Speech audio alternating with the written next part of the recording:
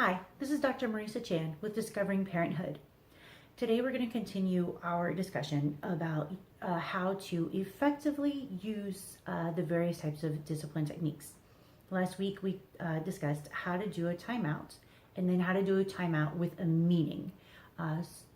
So just to quickly recap, the timeout is you explain to the child why they're going on timeout. So little Johnny, you're going on timeout for hitting your brother. Their timeout is their age plus 1. So if they're 3 years old, that's 4 minutes. They get put in whatever the designated area is. For that time, there's no interaction, there's no stimulus. At the end of the timeout, it's, hey, little Johnny, you remember why you went on timeout? You went on timeout for hitting your brother. And then timeout with a meaning is in providing an alternate behavior. So it is, well, next time your brother snatches your toy or whatever happened, you can use your words. You can come and get an adult. So whatever that alternative behavior may be, because we're asking them to stop a behavior, but then we're not giving them a new one. So in this technique, you're providing a new behavior. So today we're going to talk about the count, which is based on the book Magic 1, 2, 3. So the count is 1, 2, 3, not 4, not 5, 3. My favorite thing with the count is that it gives a child the opportunity to change their behavior without a punishment, without a discipline. So, for example, let's say the kids are jumping on the couch. Well, without saying, hey, if you don't stop jumping on the couch, you're going on timeout, everyone's going to go to their room, we're not going here, whatever that may be, which doesn't really require punishment. But let's just take that. So it could be, you need to stop jumping on the couch. I'm going to count to 3. And then whatever the consequence will be. So 1, 2, 3. Not 1.5, not 2.5, not 2 3/4. Not starting the count over when they don't stop, because then that's 6 seconds, not 3. The idea is that the child has the opportunity to adjust their behavior, which creates an internal working model for the child. And that's really the goal of discipline and punishment, is that the child takes the rules, the discipline of home outside the home. And with the count, you are able to reinforce that very well. And the beauty with the count, and one of my favorite things, is that once the children know and they know what to expect, you typically won't even make it to 2. I will typically go 1 and they stop. And I have 3 kids, so I get it. It can be very difficult.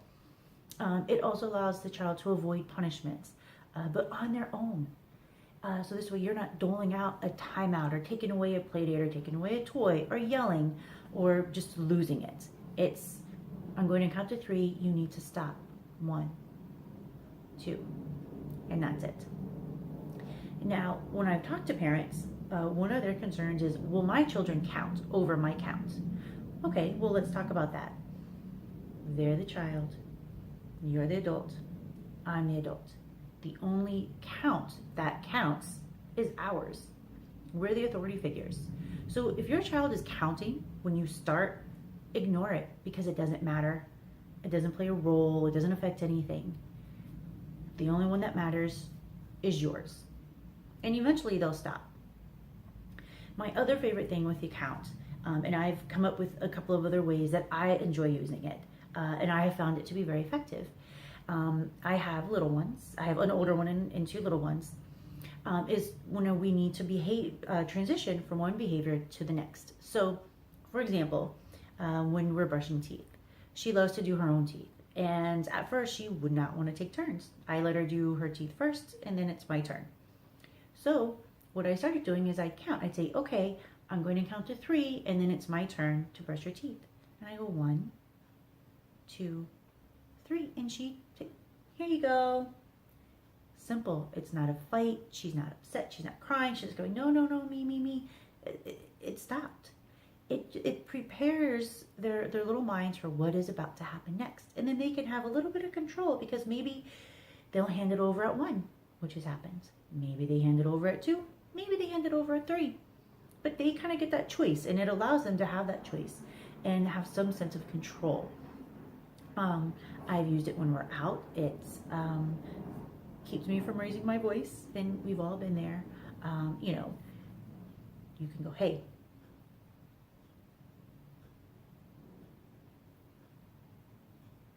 I didn't even need to talk.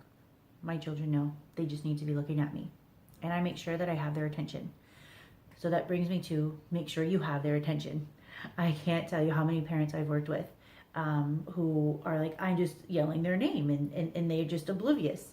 Yes, if your children are playing video games, if they're watching their favorite show, they're engaged in their favorite game, if they're giggling and just engaged in whatever they're engaged in, if they're not looking at you, if they're not making eye contact, you don't have their attention. Don't get upset. Well, either walk over or just say, hey, sometimes I'll clap my hands a little loud just to get their attention, their focus, and they'll stop and they look. And I go, okay, look at me so I know that you're listening. And then they go, okay. And now I have their attention. I need you to stop. I'm going to count to 3 and you need to, and then whatever it may be. So have their attention.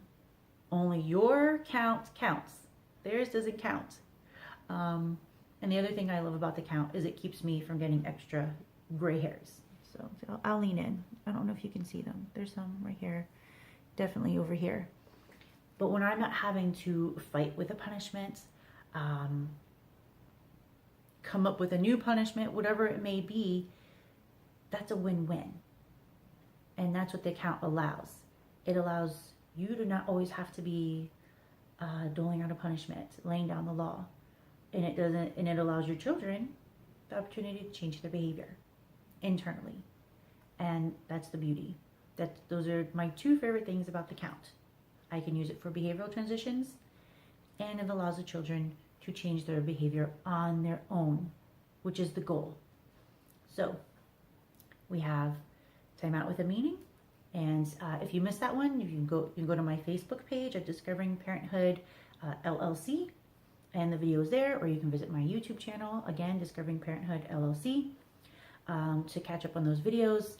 If you want more information, something a little more in depth, there are articles on my website, www.discoveringparenthoodnj.com, and I will provide a link to the book Magic 123. It's been around for a long time.